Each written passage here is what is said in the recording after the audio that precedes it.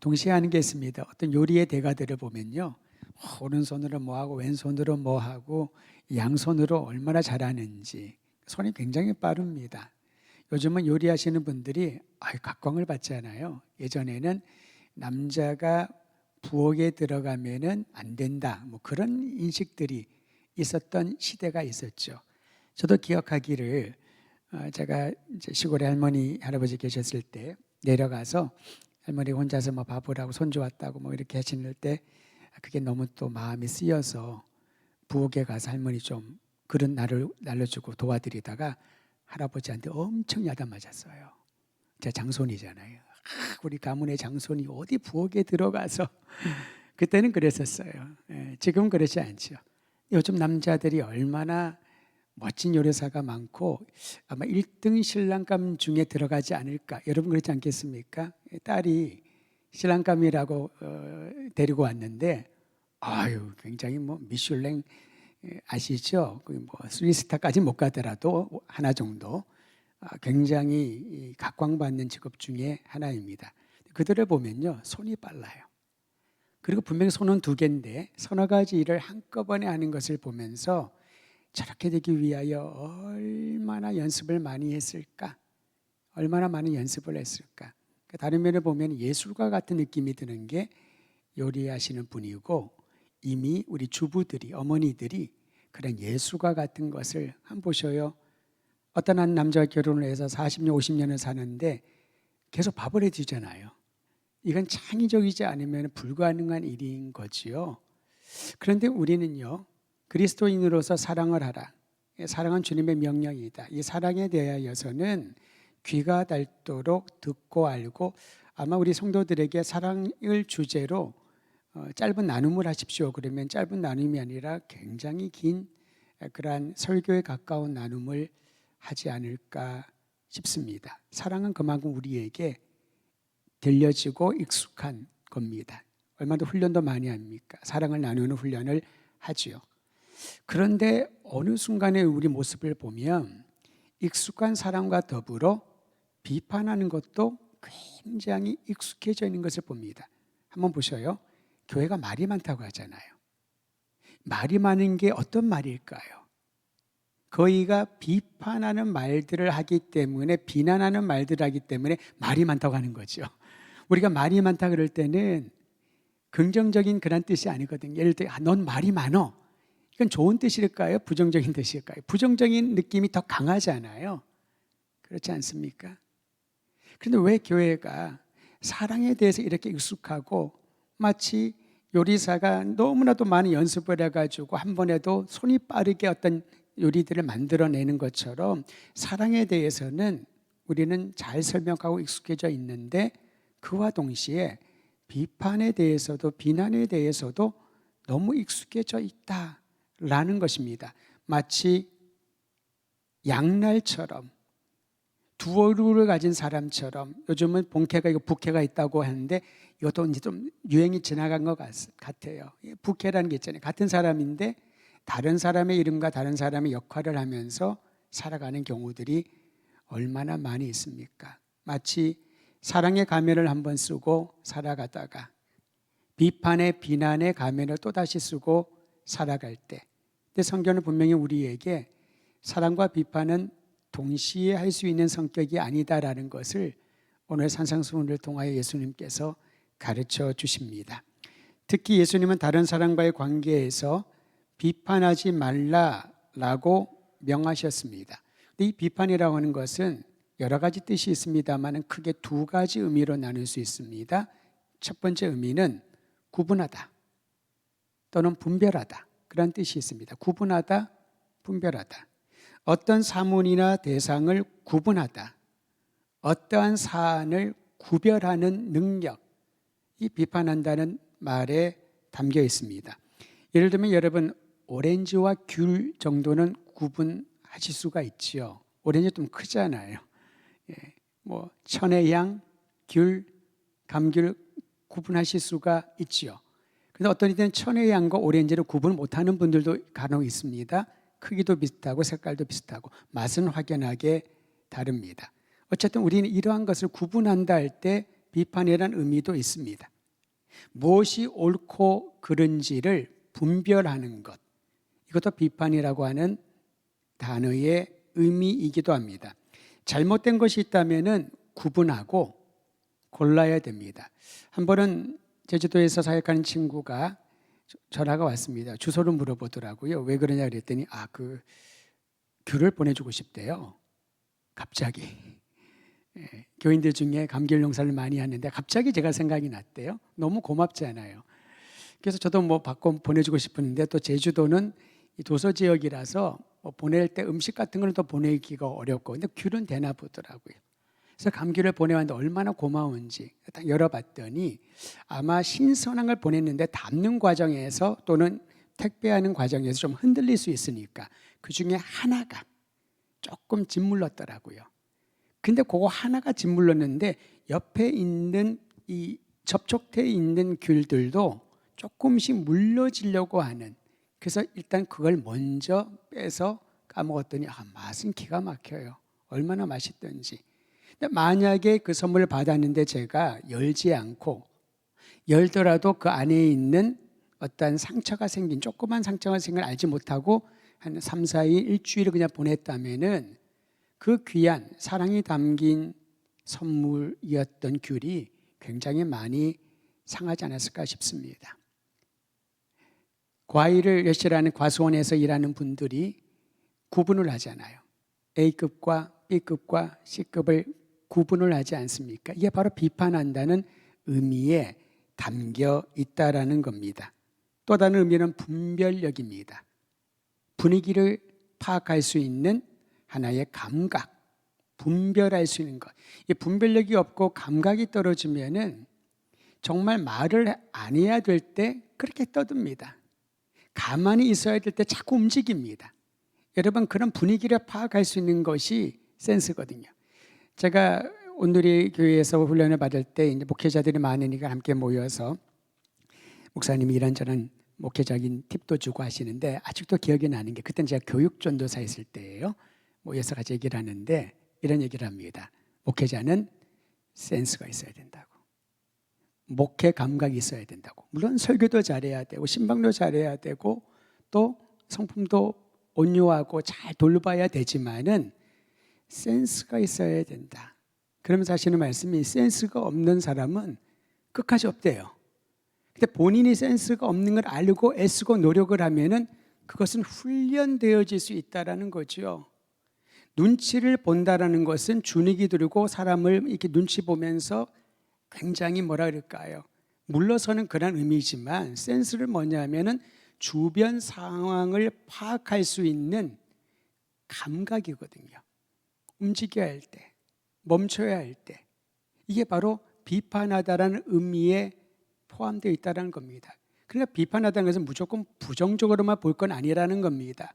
내가 무엇인가를 구별하고 분별하고 해야 될 어떠한 행위의 결정을 할 수 있는 통찰력, 이게 분별하다, 또 비판하다는 의미에 있다는 겁니다.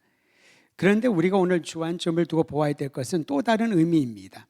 비판하다에는 판단하다, 비난하다 라고 하는 뜻이 강합니다.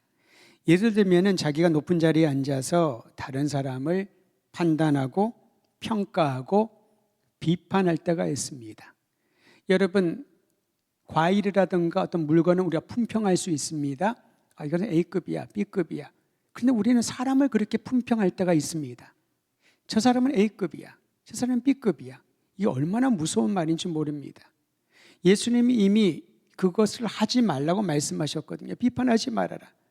네가 어떤 심사의 자리에, 높은 자리에 서서 사람들을 함부로 이렇다 저렇다 평가하고 비판하지 말라는 거지요. 왜냐하면 기준이 중요하거든요. 어떤 기준을 가지고 사람들을 품평하는가에 따라 가지고 그것은 주님이 말씀하신 이 명령에 적용된다고 할 수 있습니다. 특히 내 기준으로 사람들을 평가할 때가 많잖아요. 왜 저 모양 저 꼴이지?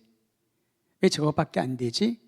그리고 자꾸 비판을 하면서 접근을 하는데요, 자기 기준에 맞춰서 마음에 들지 않으니까, 내 생각에 내가 했더라면 저렇게 하지 않았을 텐데.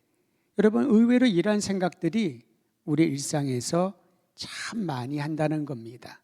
그래서 우리 예수님께서 산상수훈에서 주님이 하나님의 나라를 선포하시면서 40일 동안 광야에서 금식하며 시험 받으시잖아요.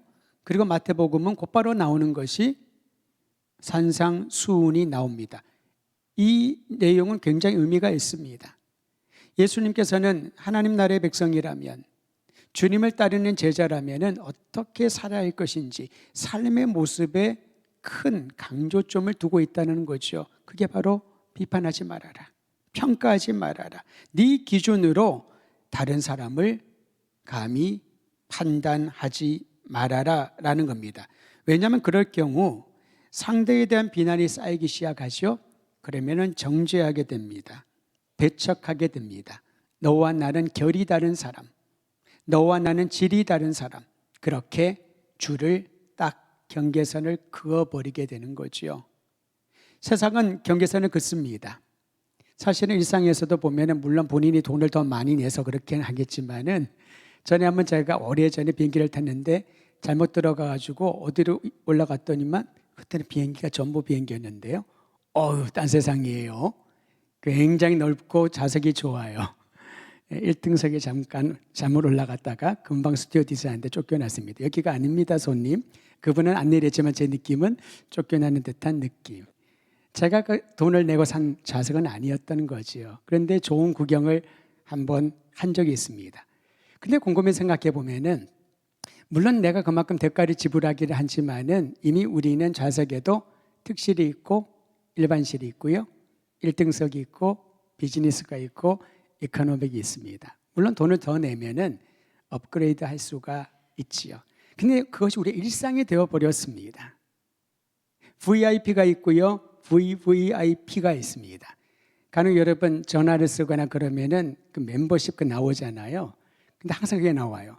손님이 VIP가 되려면은 얼마 이상을 더 쓰면 됩니다.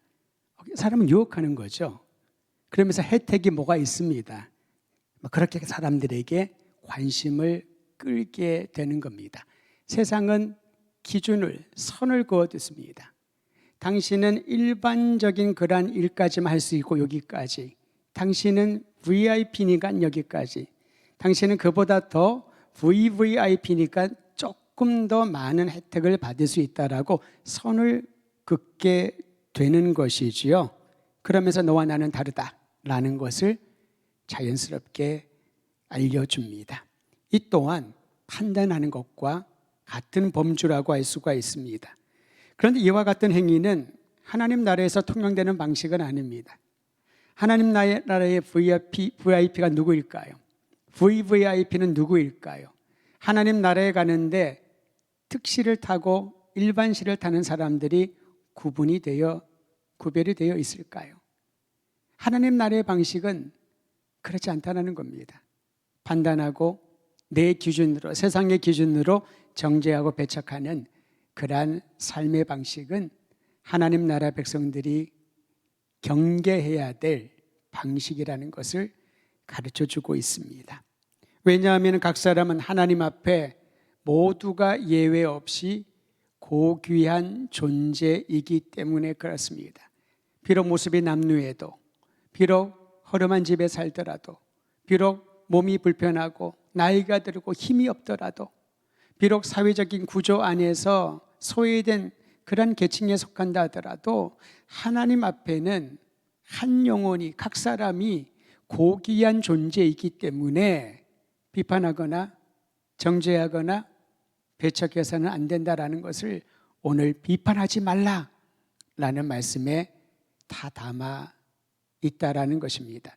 여러분, 우리가 이 비판과 또 비판의 한 사촌 동생쯤 된 행동을 참 자주 하는데, 냉대하는 겁니다. 무시하는 거죠. 요즘 아이들 말로는 유령 취급하는 겁니다. 있는데 없는 것처럼 그렇게 대합니다. 어떤 때는 그것을 의도적으로 집단적으로 대할 때가 있습니다. 학생들 사이에서는 그거를 딸을 당했다라고 말을 합니다. 이심해를 당했다고 합니다. 여기에서는 여러분, 행동보다 더 무서운 것은 그 사람이 당하는 그 외로움, 모멸감, 그 아픔, 그것은 치유되지 않으면은 죽을 때까지 잊혀지지 아니하는 그런 기억이 되고 상흔이 되는 거거든요. 여기서 바로 판단하지 말아라, 비판하지 말아라의 연장선에 있는 것이 냉대하는 것, 냉대하는 것. 그래서 우리는 모든 사람들에게 할 수만 있다면 화평하고 모든 사람들을 대할 때 동일한 마음과 태도로 대하라는 겁니다. 어떤 사람은 싹 지나가고 어떤 사람은 뜨겁게 포옹을 하고, 물론 못 봐서 그렇다는 건 괜찮아요. 못 볼 수도 있지요. 그런데 그것이 아니라 그것이 내 삶의 습성이 되어 버려 있다면은 그로 인하여 굉장히 공동체 안에 이 사랑의 기운을 메말라 버리게 할 수 있다라는 사실입니다. 그러면 왜 예수님께서는 비판하지 말라고 말씀하셨을까요? 그게 두 가지를 한번 오늘 말씀을 통해 찾아보려고 합니다. 첫 번째는 왜 비판하지 말라고 하셨냐면은 상대방에 대한 비판은 심각한 다툼을 일으키기 때문에 비판하지 말라고. 여러분, 다투는 거 좋아하는 사람 아무도 없잖아요. 싸우는 거 누가 좋아하나요? 어쩔 수 없이 싸운다고 하지 싸우는 거 좋아하는 사람 아무도 없습니다. UFC 선수들이 하더라도, 격투기 선수들이 하더라도 거기에서 그 게임을 통해 가지고, 경기를 통해서 돈을 벌고 명성을 얻고 그러니까 싸우는 거죠. 이겨도 얼굴이 피투성이고 뭐 어디 부러진 데도 많고 누가 싸움을 좋아하나요? 그런데 비판하지 말라고 왜 주님 말씀하셨을까? 이 비판은 심각한 싸움과 다툼을 일으키기 때문에 그렇습니다. 7장 1절과 2절 같이 한번 읽겠습니다. 1절 2절입니다. 시작.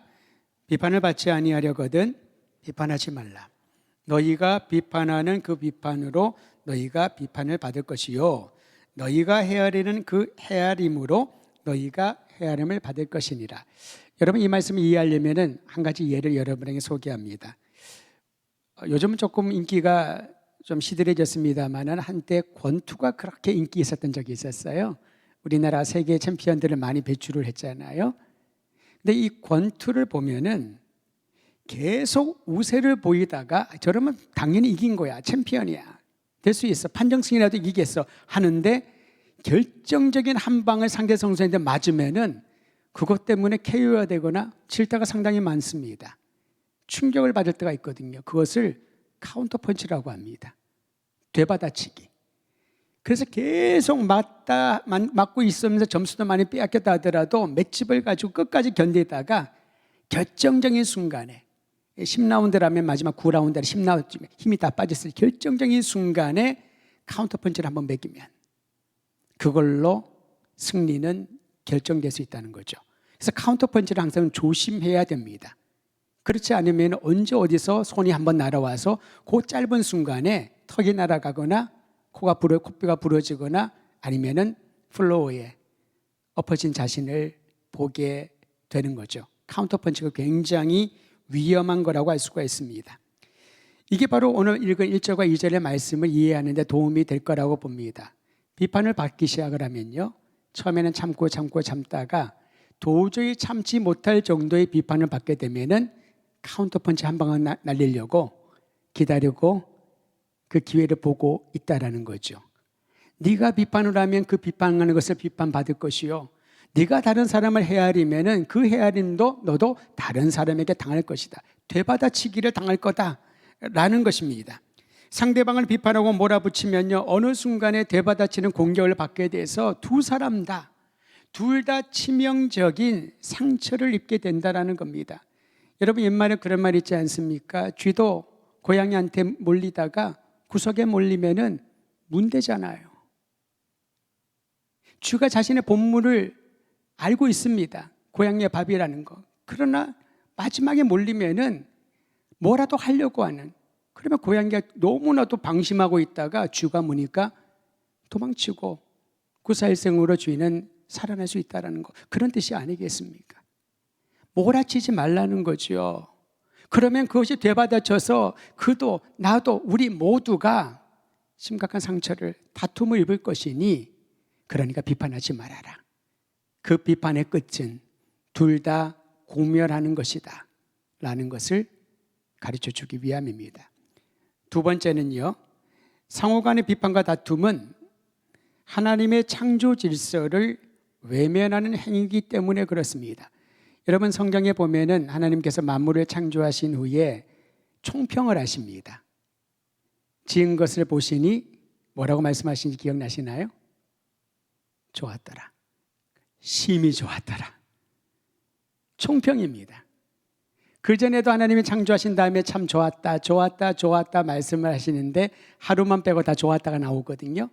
근데 전체를 보시기에 심히 좋았더라.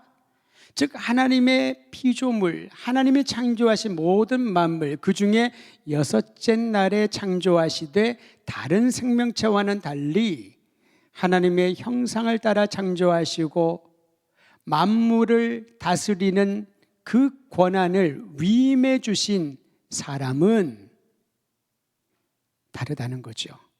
다른 생명체랑 다르다는 거죠. 그러니까 하나님의 창조 질서는 하나님의 형상을 따라 창조된 그를 사랑의 대상으로 삼아야지 비난과 공격과 짓밟을 대상으로 여기서는 안 된다. 이게 성경의 기본적인 원칙인 것입니다. 그런 면에서 비판하지 말라라고 하는 것은 그 사람을 사랑받을 가치가 없다라고 간주하지 말라라는 겁니다. 비록 그가 큰 실수를 할 수가 있고 그가 나에게 큰 손해를 끼칠 수 있겠지만은 기본적인 그 영혼을 바라보는 것은 하나님의 창조 질서를 따라 사랑의 대상으로 여기고, 그런데 사랑받을 짓을 안 하고 나에게 많은 사람들이 피해를 끼쳤다면 힘든 일이지요. 근데 여러분, 그때마다 우리는 우리 주님을 바라보아야 할 겁니다. 우리가 구원받을 만한 자격이 있어서 은혜를 베푸셨나요? 우리가 사랑받을 만한 자격이 있어서 예수님이 내가 너 사랑해 라고 품어주셨나요? 우리가 주님 보시기에 정말 충성을 다하여 주님과 주님의 교회를 섬겼기에 하나님이 은혜를 주시고 복을 주셨나요? 아무것도 한 게 없는데, 그럴 자격이 없는데, 오히려 벌을 받아도 마땅한데 하나님께서 그저 우리를 사랑하시기에 한량없는 구속의 은혜를 베풀어 주신 것 아니겠습니까? 그러므로 주님 앞에 엎드리면 눈물밖에 안 나오고, 주님의 은혜를 생각을 하면은 가슴이 떨리고, 주님이 나에게 맡겨주신 그 사명을 생각을 하면 힘들고 어려워도 그래도 내가 이 일을 감당해야지, 그런 용기가 생기고, 힘들고 장애물들이 많은 상황 가운데 있을 때도 그래도 주님이 나와 함께 하시니 내가 통과할 수 있지 라는 겨자씨만한 믿음이 생기는 것 아니겠습니까? 저는 우리 모든 더든교회 성도들이 하나님의 창조의 질서, 우리를 창조하신 하나님의 그 뜻을 생각을 하면서 우리를 받아주신 주님의 은혜를 힘입어 정말 비난하고 비판하고 싶은 수많은 대상들을 볼 때 그리스도의 마음으로 품고 또 품고 인내하고 받아주게 되기를 우리 주의 이름으로 축원드립니다. 이미 마태복음 5장에 보면요, 이웃에 대한 하나님 나라 백성의 태도를 이렇게 주님 말씀하셨습니다. 5장 44절인데요 이웃이라기보다는 대적들입니다. 너희 원수를 사랑하라, 너희를 박해하는 자들을 위하여 기도하라. 이거 못하면서 우리가 어떻게 복음을 전하고 어떻게 사랑을 담을 수 있겠습니까? 근데 분명히 이것은 어렵습니다. 불가능합니다. 저도 할 수 있는 자신이 없습니다. 원수를 사랑하라니요, 나를 박해하고 욕하는 이들을 위하여 기도하고 축복하라니요. 딴 건 몰라도 요거만큼 못하겠습니다. 우리 그러지 않나요? 근데 누구나 다 할 수 있는 일이라면은 왜 주님의 도움이 필요하고 왜 하나님의 은혜라고 말할 수 있을까요? 아무나 다 할 수 있는 일이라면은 거기에 왜 주님은 우리로 하여금 가라고 하실까요? 아무나 할 수 없는 일이기에, 누구나 원하는 일이 아니기에 그 길을 걸어가고 그 일을 행하는 사람이 바로 주님의 제자요 하나님 나라의 백성으로 세상을 변혁시킬 수 있는 것입니다. 저는 그리스도인의 태도가 이래야 된다고 봅니다. 사람들이 저는 못합니다, 할 수 없습니다, 힘듭니다 하는 그 일을 할 수 있다면, 저는 거기는 못 갑니다. 딴 데는 몰라도 거기만큼은 안 됩니다. 라고 하는 거기에 주님이 가라고 말씀하실 때에 갈 수 있다면은 이제 우리는 그리스도의 제자의 첫걸음을 비로소 뗀 게 아닌가 싶습니다. 한 가지 제 예를 들면 제가 사실은 도의를 많이 탑니다. 근데 제가 은혜를 받았던 지역은 모스크바에 갔을 때, 여러분에게 가끔씩 얘기하지만 사실은 얘기 안 한 게 많은데요. 여러분이 생각하는 것보다 상당히 해외에서의 짧고 조금 더 중간 정도의 경험들이 많았었습니다. 모스크바를 갔고 또 거기에서 키르기즈스탄이라고 하는 곳에 수도가 비슈케크인데요. 거기를 또 가서 사역을 하고 준비를 하는데 추운 곳이었어요. 근데 저한테는 딱 맞는 거예요. 그때 제가 새벽에 모스크바로 오기 위해서 비슈케크에서 선교사님이 저희를 차를 태워서 공항으로 가는데 그때 제가 눈물을 흘리며 기도했던 게 있어요. 하나님, 제가 언제 비슈케크에 다시 올지 모르겠습니다만은 이렇게 이런 지역, 이런 환경에서 보내신다면 저는 기쁨으로 갈게요. 추운 곳. 제가 잘 견디더라고요. 근데 웬걸요? 제가 가야 할 곳은 무척 더운 곳. 에어컨 없이는 살 수 없는 그런 곳. 그때 제가 순간 스쳐 지나가더니 생각이 난 거예요. 저에게 오히려 북쪽으로, 북방 지역의 나라를 가라면은 환경적으로 더 잘 적응을 했을 텐데 그렇지 않은 곳에 가야 된다고 하니까 갈등은 없었습니다만은 이것도 하나의 테스트가 되겠구나. 왜냐하면 제가 20대 후반에 헌신했던 곳이 차 안이었거든요. 비슈케크에서 모스크바로 가기 위하여 공항으로 가는 그 어두운 새벽에 선교사님은 제가 기도하는 걸 아셨을 거예요. 거기에 있는 선교사님이.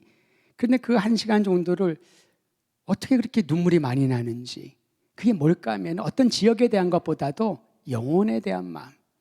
구소련이 무너지고 이제는 독립할 상황이 되었지만은 아무런 준비도 되어 있지 않는 거기에 있는 사람들을 보고 떠나보내면서 이 지역은 나에게 하나님 보낼지 안 보낼지 모르겠지만은 이제 하나님 허락하신다면은 이러한 곳에 북방 땅에 가겠습니다. 그리고 결단하고 왔었던 아직도 생생하게 기억을 하는데, 그런데 다른 곳으로 이끄시는 거죠. 이건 아주 미미한 것입니다. 정말 뭐라고 하기 힘든 미미한 부분들. 그런데 하나님은 우리의 체질을 아시는데 왜 내 체질과 전혀 다른 곳에, 다른 환경에, 다른 일을 하라고 말씀하실까요? 여기서 우리는 하나님을 의지하는 믿음, 우리가 그토록 하고 싶었던 순종에 대한 첫걸음을 내딛게 되는 것입니다.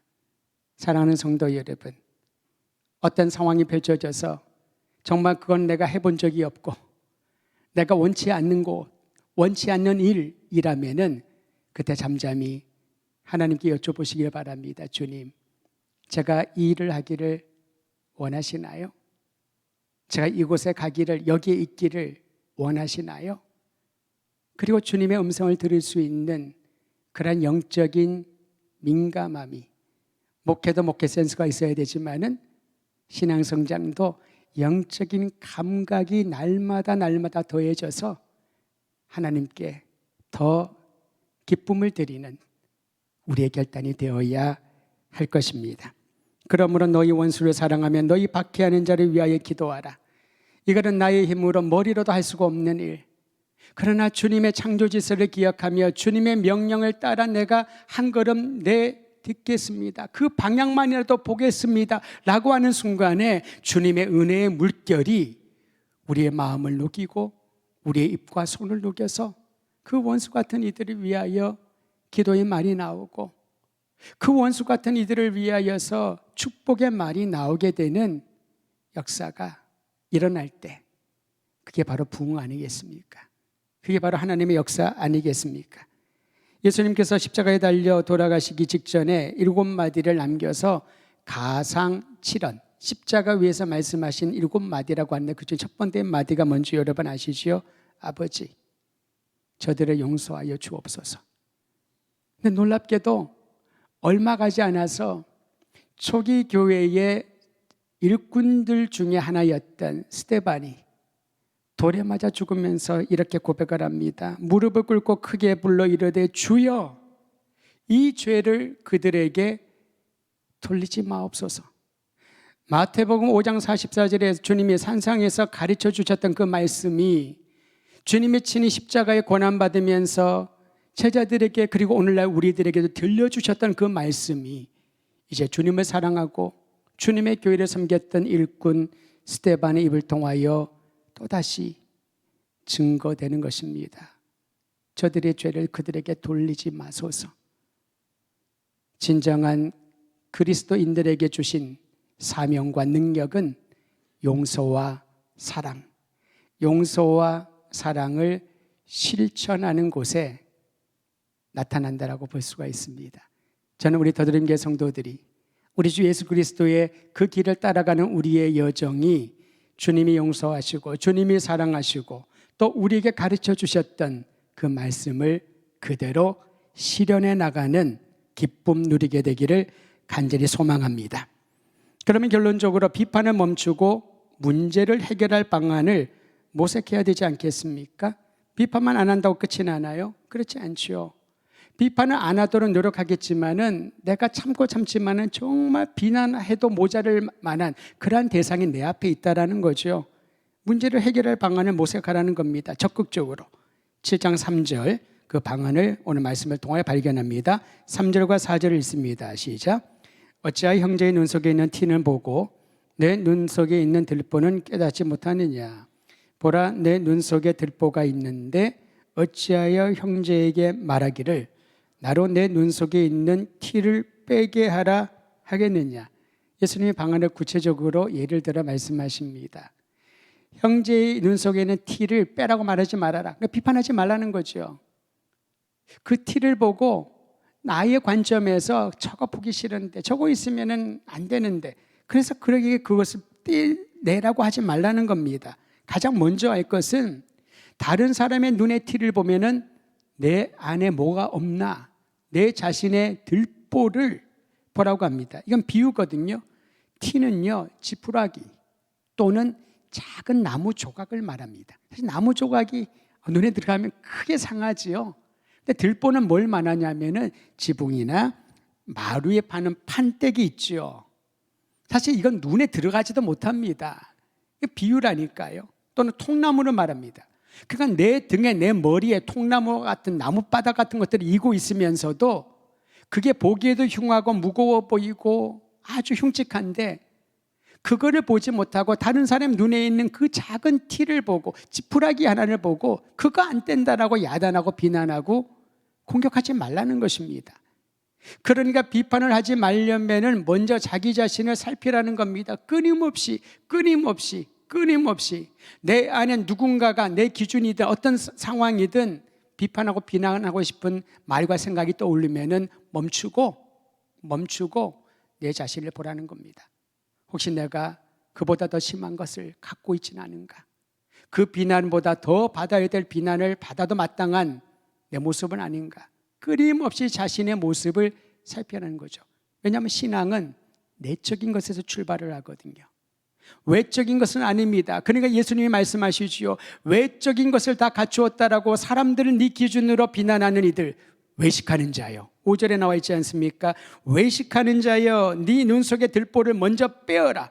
그 후에야 밝히 보고 형제의 눈 속에서 티를 빼리라. 그러니까 티를 그대로 두라는 것이 아니죠. 그런 것을 말하지 말라는 것이 아닙니다.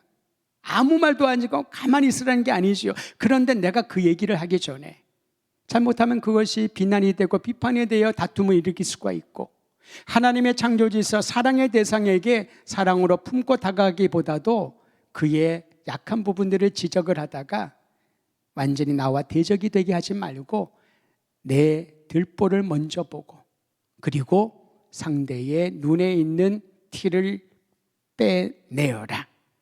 내 내면을 매 순간마다 주님의 거룩한 빛 안에서 비추어 보라 라는 겁니다. 그러므로 우리는 이렇게 기도하고 적용해야 될 겁니다. 누군가를 비판할 생각이 들 때마다 내 자신의 들보를 보여주소서. 누군가를 비난할 그런 생각들이 말이 튀어나오기 전에 멈추고 주님 내 삶의 들보를 먼저 보여주소서. 그때 하나님께서 우리의 눈을 밝혀 나의 약함을 내려놓고 형제와 자매들을 존중히 여기며 그들의 약함을 보완해 줄 수 있는 아름다운 인생으로 바꾸어 주신다고 하는 겁니다. 사랑과 비판은 동시에 할 수가 없습니다. 사랑하기로 결정했다면, 하나님이 주신 우리 형제와 자매들이 사랑의 대상인 줄을 우리가 믿고 다짐했다면, 이제 그 다짐의 끝까지 힘들고 어려워도 비난하고 싶고 비판할 만한 일들이 수많이 많더라도 내 입술을 닫고 내 마음을 살피며 나를 새롭게 하고 난 이후에 형제의 약함을 보완해주고 도와줄 수 있는 그러한 사람들, 그들이 모여있는 곳이 하나님 나라 백성들의 삶이 아닐까 싶습니다. 우리 사랑하는 모든 더드림교회 성도들에게 이 아름다운 삶이 날마다 더해지기를 주의 이름으로 축원드립니다.